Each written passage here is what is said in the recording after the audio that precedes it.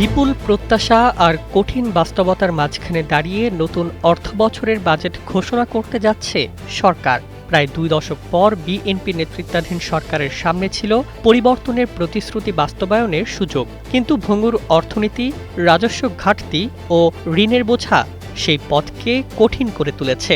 জাতীয় দৈনিক কালের কণ্ঠের অনুসন্ধানী প্রতিবেদনে উঠে এসেছে এমনই কিছু গুরুত্বপূর্ণ তথ্য। জেনে নেওয়া যাক অনুসন্ধানের আদ্যোপান্ত। ২০২৬-২৭ অর্থবছরের জন্য ৯,৩৮,০০০ কোটি টাকার বিশাল বাজেট প্রস্তাব করা হয়েছে। সরকারের লক্ষ্য অর্থনীতিকে পুনরুজ্জীবিত করা, কর্মসংস্থান বাড়ানো এবং মূল্যস্ফীতি নিয়ন্ত্রণে আনা। কিন্তু এই বাজেট বাস্তবায়নের বড় ভরসা ঋণ ও কর আদায়।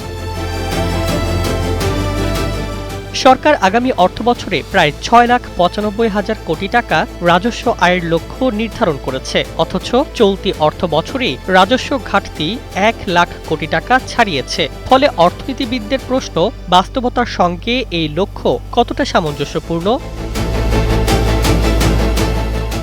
ঘাটতি পূরণে ব্যাংক খাত থেকে ১,১২,০০০ কোটি টাকার ঋণ নেওয়ার পরিকল্পনা রয়েছে। পাশাপাশি বৈদেশিক ঋণও বাড়ানো হবে। বিশেষজ্ঞদের আশঙ্কা, অতিরিক্ত ঋণের চাপ বেসরকারি খাতের বিনিয়োগকে সংকুচিত করতে পারে, যার নেতিবাচক প্রভাব পড়বে কর্মসংস্থান ও অর্থনৈতিক প্রবৃদ্ধির ওপর।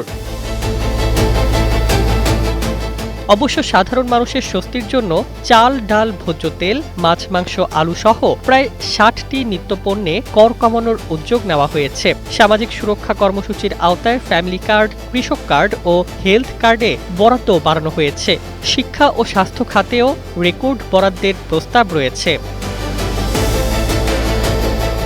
তবে বাস্তবতা হলো, দেশের অর্থনীতি এখনও উচ্চ মূল্যস্ফীতি, দুর্বল ব্যাংকিং ব্যবস্থা, বিনিয়োগ স্থবিরতা এবং ঋণের চাপে জর্জরিত। এমন পরিস্থিতিতে বিশাল বাজেটের জৌলুসের চেয়ে বেশি গুরুত্বপূর্ণ হয়ে উঠেছে এর বাস্তবায়ন সক্ষমতা।